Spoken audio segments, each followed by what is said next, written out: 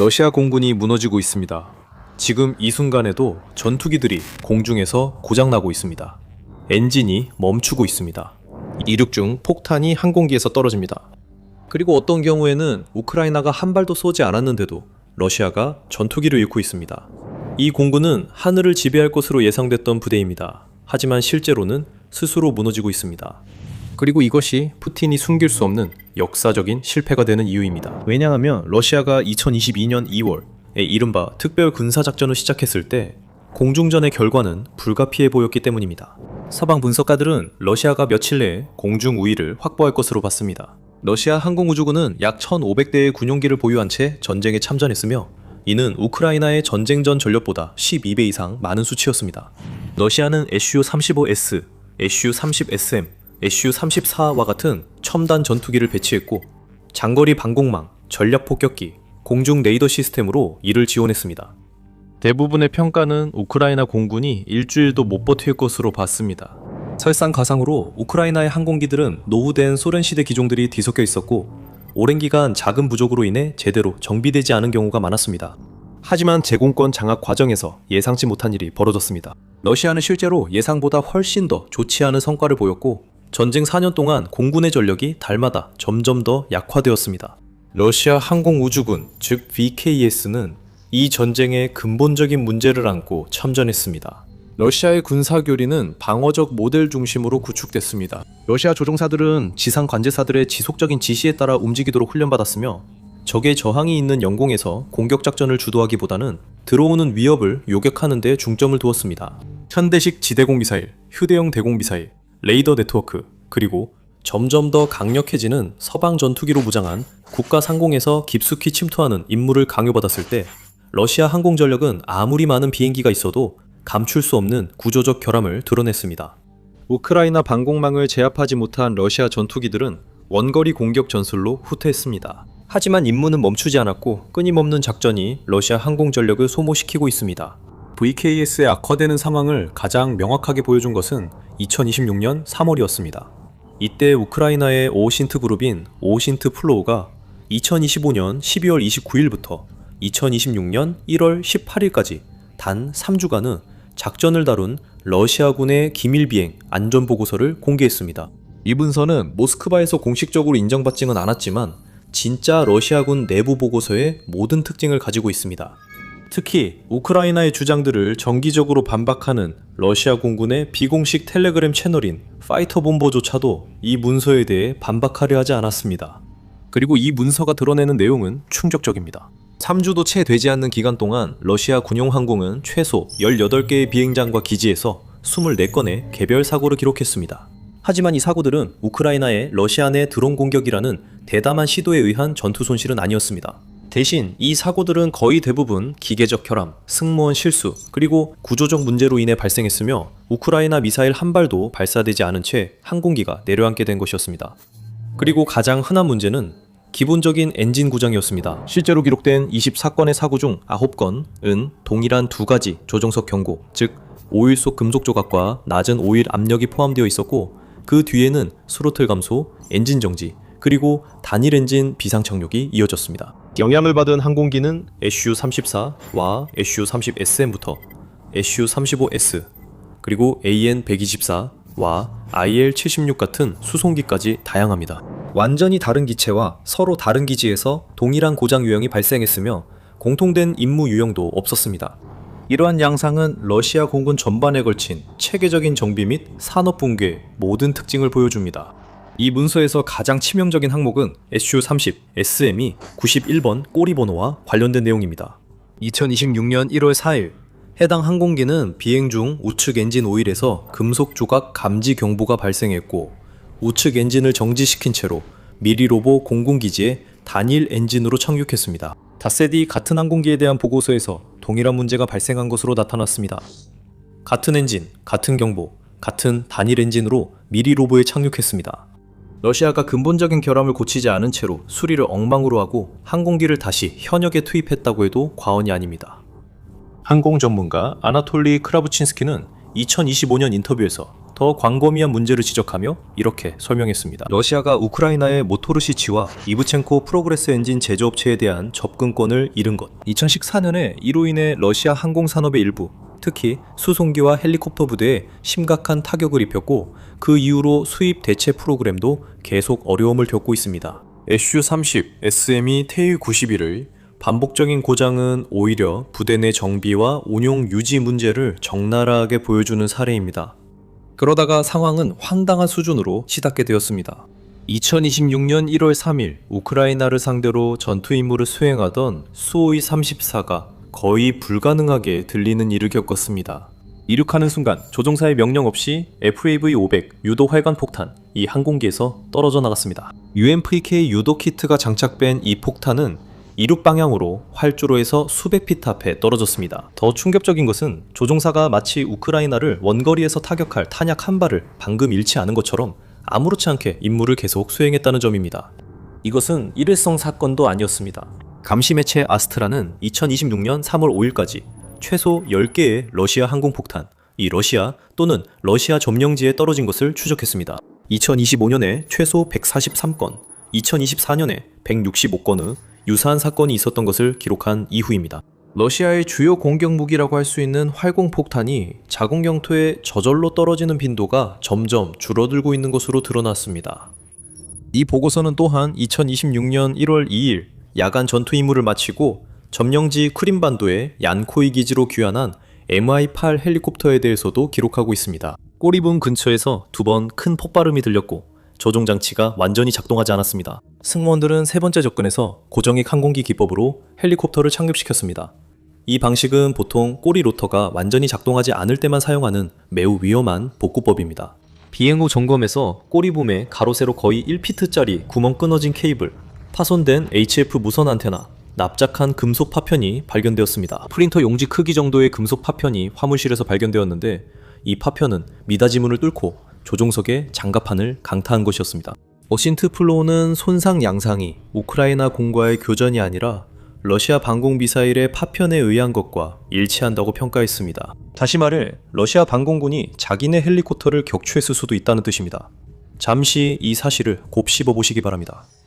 러시아는 수십 년 동안 미국의 설계와 맞설 수 있는 프로그램을 개발하는 데 투자한 결과 현재 세계에서 가장 발전된 대공 방어 체계 중 하나를 보유한 것으로 널리 평가받고 있습니다. 그리고 대공 방어 체계가 기대만큼 성능을 발휘하지 못했다 하더라도 아군 항공기를 격추하는 건 정말 최악의 사안입니다. 물론 어신트 플로우 보고서의 3주 동안 이른바 사건들이 훨씬 더 많이 있었습니다. SU-35S가 택싱 중에 자체 강화 쉘터 게이트를 스치면서 킴리 전자전 포드를 손상시킨 사건, 그리고 믹-31BM이 드래그 슈트가 작동하지 않아 주 착륙장치 타이어가 터진 사건도 포함되어 있습니다. KA-52M 공격 헬리콥터가 야간 전투 임무 중 유압 시스템 전체가 고장나서 강제 착륙을 했습니다. 그리고 2134A 수송기가 비행을 시작한 지 13분 만에 기장 쪽 전면 유리가 금이 가는 사고도 있었습니다.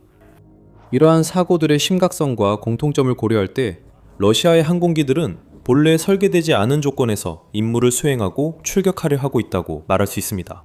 예를 들어 러시아 공군은 2015년 시리아 작전 이후로 항공기들을 극한의 속도로 운용해오고 있습니다. 그리고 그 속도는 2022년 2월 이후로 몇 배나 더 빨라졌습니다. 2024년 랜드 코퍼레이션의 분석에 따르면 러시아 항공우주군은 항공기들을 연간 예정 비행 시간의 대략 2배에서 4배 정도로 운용하고 있었습니다.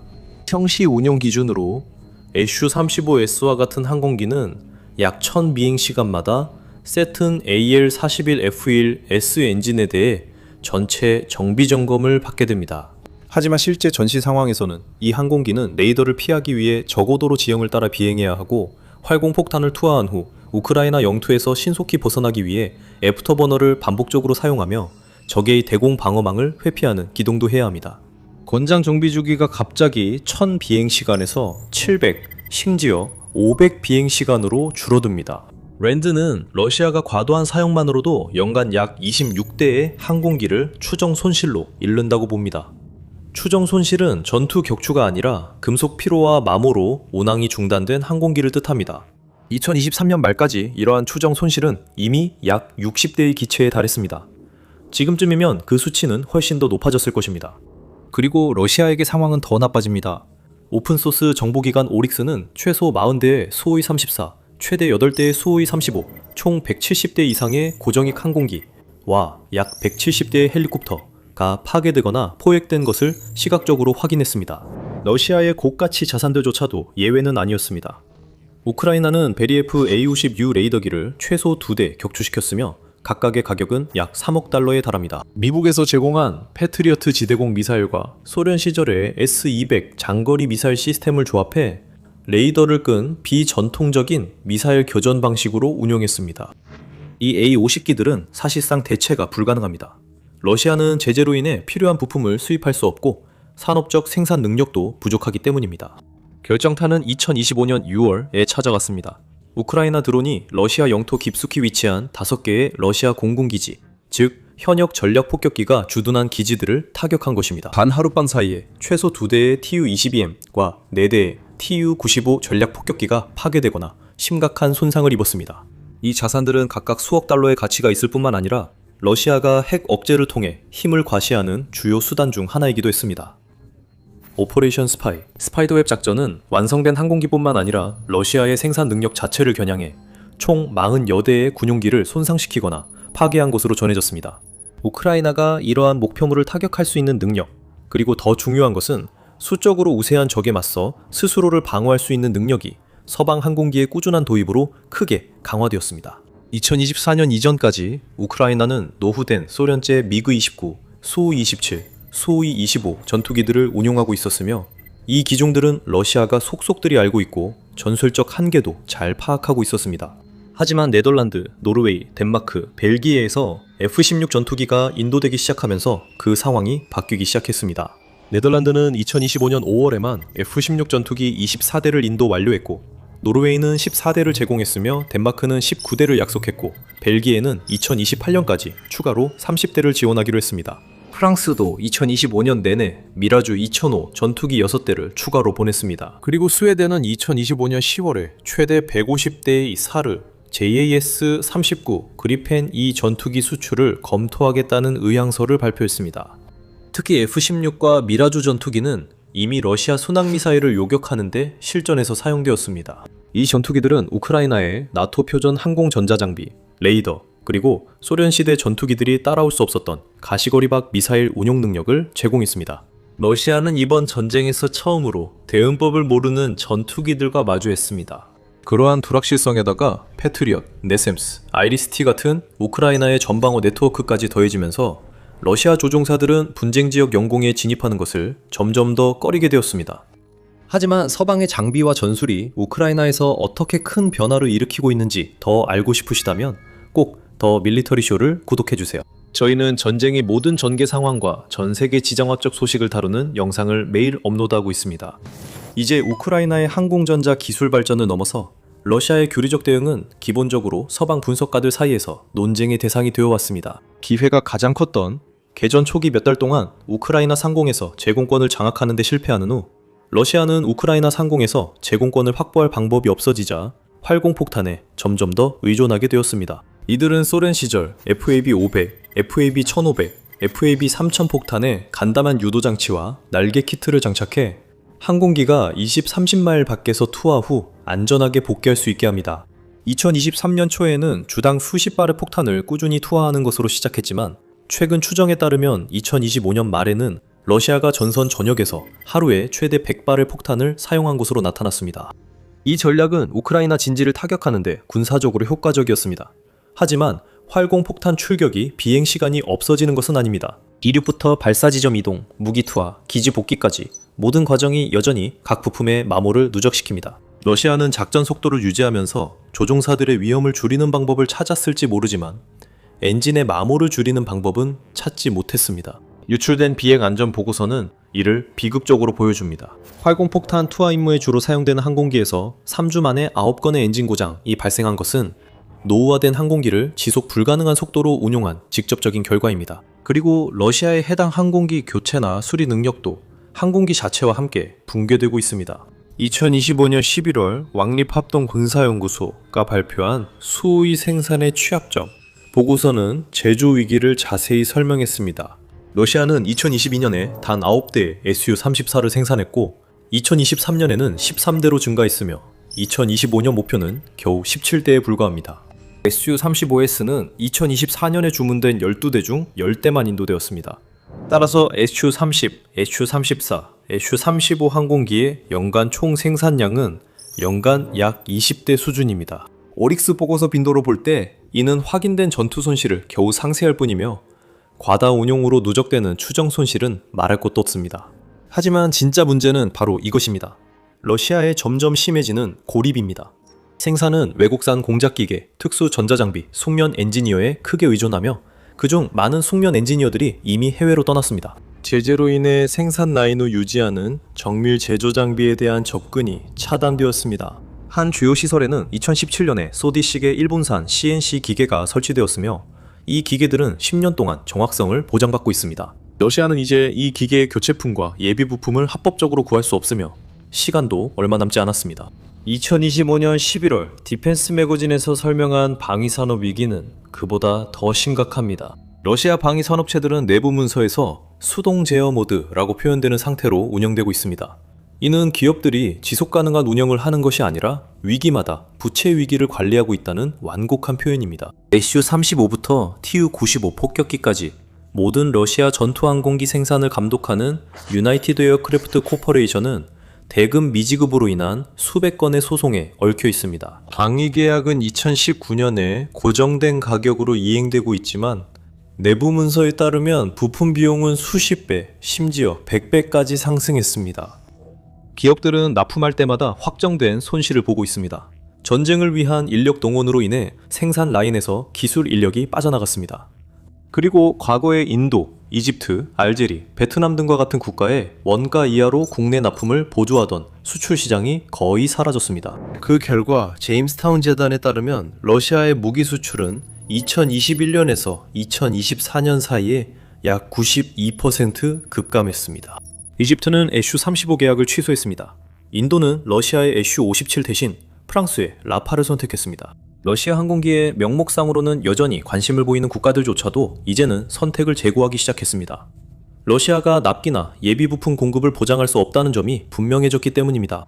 Su-57의 수출 전망은 사실상 사라졌습니다. Su-75 체크메이트 경량 스텔스 전투기는 러시아가 F-35에 대응하기 위해 내놓은 기종이지만 사실상 구매자가 전혀 없는 상황입니다. 가장 유력한 고객은 벨라루스인데 결코 프리미엄 시장이라고 할 수 없습니다. 그리고 중국 문제도 있습니다. 20년 동안 중국은 러시아의 최고의 고객 중 하나였으며 Su-30MK 전투기를 구매하고 아직 갖추지 못한 제트 엔진 기술을 습득하기 위해 애썼습니다. 오늘날 중국은 J-25 5세대 스텔스 전투기와 수출용 J-35를 생산하고 있으며 4세대 전투기를 해외에 적극적으로 마케팅하고 있습니다. 지금까지 J-10C를 인도받은 나라는 파키스탄뿐이며 이란, 이집트, 인도네시아, 아랍에미리트 등은 관심을 보이거나 잠재적인 거래를 모색해왔습니다. 한때 저렴하고 성능 좋은 전투기를 찾기 위해 모스크바를 찾았던 국가들에게 이제 베이징이 같은 가성비를 제시하고 있으며 동시에 중국의 공급망은 서방의 제재에도 영향을 받지 않습니다. 러시아는 서방 군용 항공기의 저렴한 대안으로서의 입지가 완전히 약화되었고 그와 함께 차세대 개발을 위한 수출 수익도 줄어들었습니다. 러시아의 민간 항공산업도 같은 붕괴를 보여주고 있으며 이 두 산업은 겉보기보다 훨씬 더 밀접하게 얽혀 있습니다. 통합항공기 제작사 UAC이죠? UAC는 군용 전투기 생산과 민간 여객기 생산을 모두 관리하고 있기 때문에 두 산업 전반에 영향을 미칩니다. 2022년 러시아 정부는 2030년까지 러시아 항공사들을 위해 1000대 이상의 새로운 민간 항공기를 도입하겠다는 대담한 목표를 발표했습니다. 그로부터 3년이 지난 현재 러시아 공장들은 총 13대의 민간 항공기만을 생산했습니다. 2025년 러시아는 계획된 15대 중 단 한 대의 상업용 항공기만을 인도했습니다. 2024년과 2025년의 생산 목표는 171대에서 21대로 대폭 축소되었고 이후에도 당국이 자금 조달 문제라고 설명한 이유로 다시 한번 감축되었습니다. 2030년까지 1000대 생산 목표는 이후 크렘린의 공식 일정에서 조용히 수정되었으며 제재와 생산 문제로 일정이 지연되면서 현재는 1000대 미만의 국산 항공기를 목표로 하고 있습니다. 한편 러시아 민간 항공기 700여 대의 항공기들은 대부분 에어버스와 보잉 기종으로 현재는 비공식 시장을 통한 부품 조달에 의존하고 있습니다. 그리고 우크라이나 대외정보국은 제재로 인해 부품 공급이 막히면서 러시아가 2030년까지 민간 항공기의 거의 30%를 잃을 수 있다고 평가했습니다. 이미 그 붕괴가 시작되는 모습을 일부 볼 수 있는데, 예를 들어 2025년 12월 모스크바 근처에서 AN-22 대형 수송기가 두 동강나 추락해 7명이 사망한 사건이 있었습니다. 이 비행기는 예정된 퇴역보다 1년 더 운항했다고 합니다. 러시아에서 운용된 마지막 AN-22로 추정됩니다. 이제 모든 상황을 정리해 보겠습니다.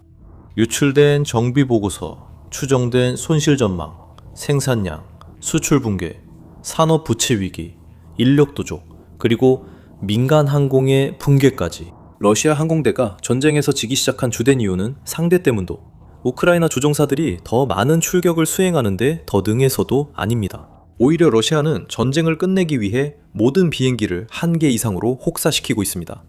이 전쟁은 사실상 2년차가 끝날 무렵 완전히 교착 상태에 빠졌습니다.